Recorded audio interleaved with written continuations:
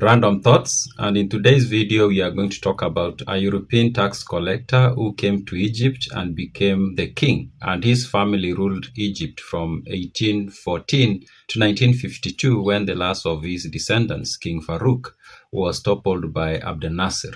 Now, the person I'm talking about is Muhammad Ali, and Muhammad Ali is considered to be the father of modern Egypt. He secured Egypt's independence and also modernized it to a large extent.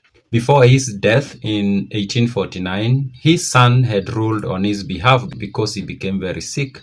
But then the son also died before Muhammad Ali died. And then when Muhammad Ali died, it is the grandson who became the next king of Egypt. Now, Muhammad Ali was born in 1769, and he was born in a town called Kavala, which is to the north of modern-day Greece. His family was Muslim. They were of Albanian origin, but Kavala was their home city, and that's where Muhammad Ali was born. Now, Muhammad Ali's father was a tobacco merchant, and but he died when Muhammad Ali was still very young. And after the death of his father, Muhammad Ali was raised by his uncle. Now, as a young man, his uncle found him work as a tax collector in his town of Kavala, and he worked as a tax collector for a while. Around 1798, the French went and conquered Egypt under Napoleon Bonaparte. But they didn't stay for long. They removed the memluks from power.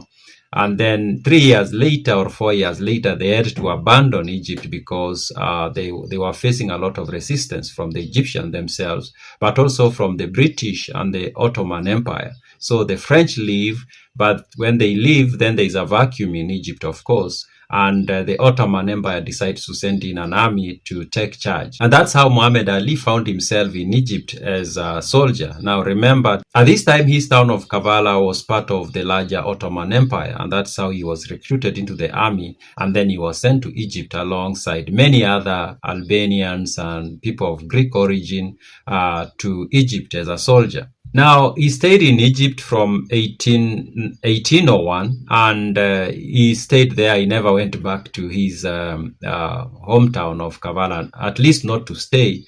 He basically became a citizen of Egypt.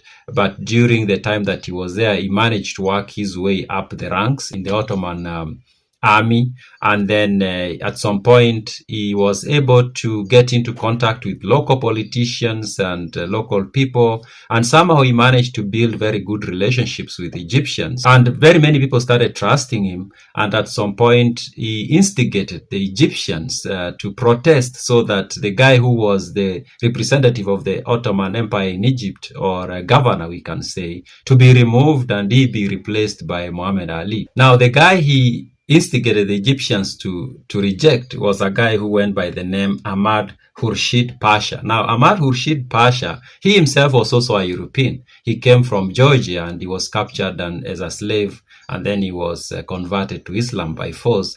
But then he also went through the ranks in the Ottoman Empire's army, and at some point he was appointed to be the governor of Egypt. And in fact, he became the first governor of Egypt after the French left. And it is during that time, of course, that Muhammad Ali comes as a soldier, and then he also works his way through the ranks, and he becomes a high-ranking military official. And then he, of course, as I've said, instigates the Egyptians to protest so that Ahmad Khurshid Pasha can be removed and Muhammad Ali be placed in his place. Now, Muhammad Ali seems like was a very cunning man. He was able to build a network with local leaders, local religious leaders, and that's how he managed to have them protest to the Ottoman Empire to have him given the position of the governor of Egypt. And of course, he was to rule on behalf of the Ottoman Empire. Now, he became a governor in 1805, and he ruled on behalf of the Ottoman Empire until 1840. Now, during this time, he doesn't stop, of course, trying to figure out how he can better his position in the Egyptian society. He built even better networks and more powerful networks, and at some point he's able to lead Egyptian to basically become independent of the Ottoman Empire. Not completely, but to a large extent. And he goes ahead and he has a very good career as a leader of Egypt. He goes to war and he conquers much of what we call the Levant, that Israel, Palestine, we can say up to Syria. He also conquers Sudan and makes it part of the larger empire of Egypt and Sudan. And that's at that point he becomes basically the king of Egypt. Now, beginning 1814, that's when he becomes basically a king of Egypt. It used to be called the king of Egypt and Sudan, but it also had other areas, including Syria and the Levant. But somehow he manages to negotiate with the British and the Ottoman Empire so that he relinquishes his control of the Levant and Syria.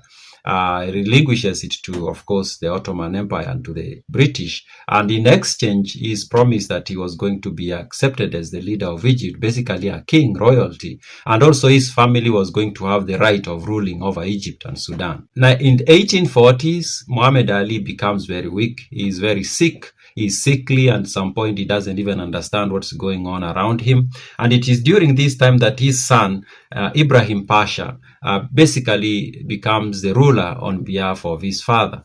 And Ibrahim Pasha, unfortunately, dies even before his father dies. Not long after his father dies, after the death of Ibrahim Pasha, Muhammad Ali passes on. Now, after Muhammad Ali passes on, it is his grandson who becomes the next king.